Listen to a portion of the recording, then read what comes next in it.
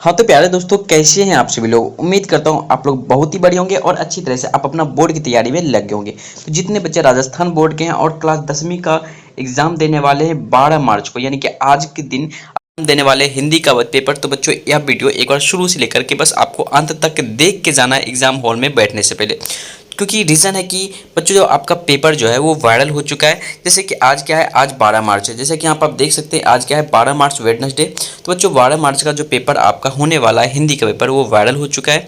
तो जितने भी प्रश्न इस वीडियो में बताए जाएंगे, सभी के सभी प्रश्न आपको पढ़ के जाना है एग्जाम हॉल में, और 101% इसी में से प्रश्न आपके एग्जाम में से पूछे जाएंगे। वीडियो को शुरू से अंत तक देखना है, वीडियो को स्किप बिल्कुल नहीं करना अगर आपको टॉप करना है तो। वीडियो अगर आपको पसंद आती है तो एक बार वीडियो को लाइक कर देना है और दोस्तों के साथ भी जरूर शेयर कर देना है।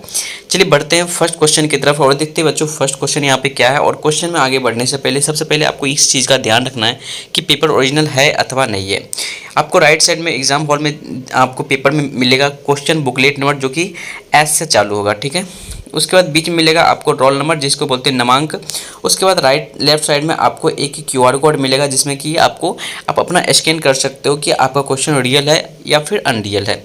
उसके बाद जो आपका सब्जेक्ट कोड होगा S01 और हिंदी का पेपर होने वाला है। माध्यमिक परीक्षा 2025, सेकेंडरी एग्जामिनेशन 2025 हिंदी का एग्जाम होगा, ठीक है।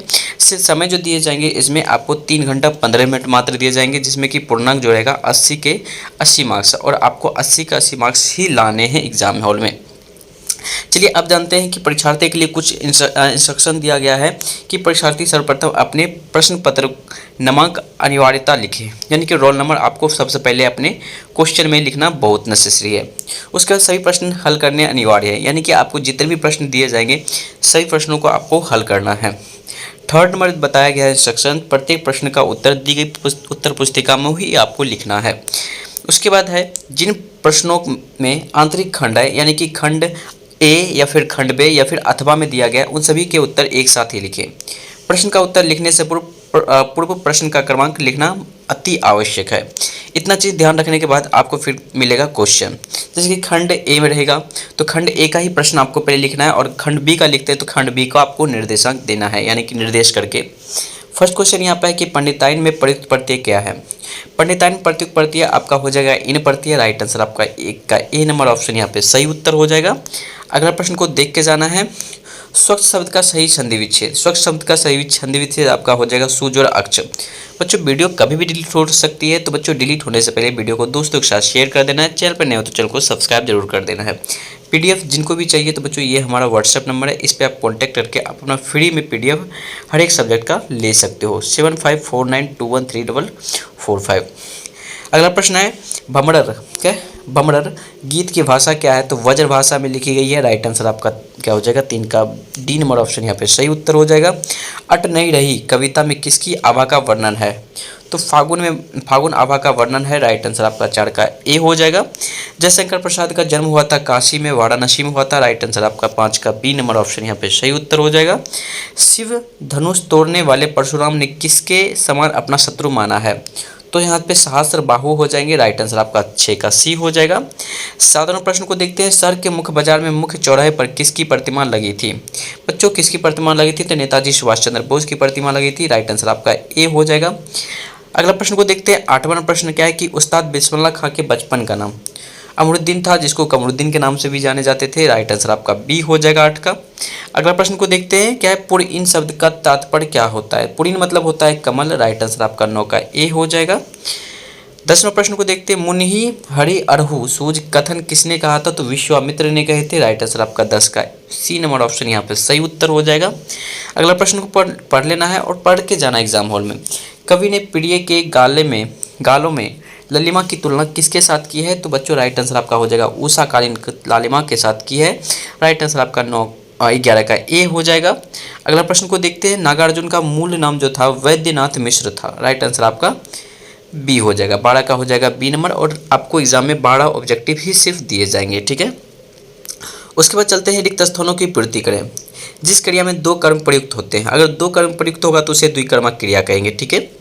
अगर 2 कर्म प्रयुक्त होगा, जैसे कि माँ ने राम को सेब काट कर खिलाया, तो खिलाया किसको, क्या काट कर, सेब काट कर। किसको खिलाया, राम को, यानी कि द्विकर्मक होगा। अव्ययकारी शब्द को ही क्या कहते हैं हम लोग, अव्यय कहते हैं। राइट आंसर आपका यहाँ पे अव्यय हो जाएगा। डैश समास के दोनों पद प्रधान होते हैं, यानी द्वंद्व समास के दोनों पद प्रधान होते हैं, जैसे कि राधा कृष्ण, आगे पीछे, माता पिता, भाई बहन, ऊपर नीचे, ये सब क्या है हमारे द्वंद्व समास के एक उदाहरण है। संज्ञा सर्वनाम क्रिया या अव्यय के साथ, चौथा नंबर प्रश्न है, संज्ञा सर्वनाम क्रिया या अव्यय के साथ डैश जोड़कर विशेषण बनाए जाते हैं। तो संज्ञा सर्वनाम क्रिया विशेषण अव्ययों के साथ क्या जोड़ करके, तो क्या जोड़ कर प्रत्यय जोड़ करके क्या बनाए जाते हैं, विशेषण बनाए जाते हैं। राइट आंसर आपका यहाँ पे विशेष प्रत्यय हो जाएगा। संज्ञा के स्थान पर प्रयुक्त होने वाले शब्द सर्वनाम कहलाते हैं। राइट आंसर आपका यहाँ सर्वनाम हो जाएगा। उपसर्ग वे शब्द हैं जो शब्द के कहे पहले यानी शब्द के शुरू में जुड़कर शब्द के अर्थ को बदल देता है। राइट आंसर आपका शुरू या पहले हो जाएगा। उसके बाद चलते हैं गद्यांश में। गद्यांश आपको दिए जाएंगे कुछ इस प्रकार के, गद्यांश को पढ़ना है। उसके बाद गद्यांश के अकॉर्डिंग आपको यहाँ का इसका यानी कि पांचों प्रश्न का उत्तर लिखना है। उसके बाद चौथा नंबर प्रश्न देखते हैं। चौथा नंबर प्रश्न आपको पद्यांश है। एक गद्यांश एक पद्यांश, एक गद्यांश एक पद्यांश रहना अनिवार्य है। उसके बाद पद्यांश को भी पढ़ करके आपको आंसर लिखना है। उसके बाद फिर चलते हैं, फिर एक गद्यांश आपको दिया जाएगा, जैसा कि हमने बोले कि गद्यांश, तो फिर गद्यांश आपको सुख दुख का गद्यांश एक दिया गया, और सुख दुख का गद्यांश इंपॉर्टेंट है, गद्यांश आपको पढ़ लेना है। तो सुख दुख का गद्यांश आपको दिया जाएंगे, इसमें भी 5 प्रश्न दिए जाएंगे, पांचों प्रश्न का आपको उत्तर लिखना है। उसके बाद फिर एक पद्यांश दिया जाएंगे, पद्यांश में फिर आपको फिर पांचों प्रश्न का उत्तर लिखना है पद्यांश पढ़ करके, तो इसका भी आपको कर लेना है। उसके बाद चलते हैं, फिर आपको कुछ प्रश्न दिए जाएंगे, जिसमें कि पहला प्रश्न रहेगा यानी 14 नंबर प्रश्न रहेगा, बाल गोविंद भगत की किन विशेषताओं के कारण उन्हें गिरफ्त होते हुए भगत कहा गया है। अथवा भी प्रश्न दिया जाएगा कि लेखक पड़ोस कल्चर विहीन समाज को संकुचित, असहाय और असुरक्षित क्यों मानती है। फिर चलते हैं 15 नंबर प्रश्न में, आत्मकथ्य कविता में कवि जयशंकर प्रसाद ने जीवन के यथार्थ को अभाव पक्ष जो मामरिक अभिव्यक्ति किया है अपने शब्दों में लिखे।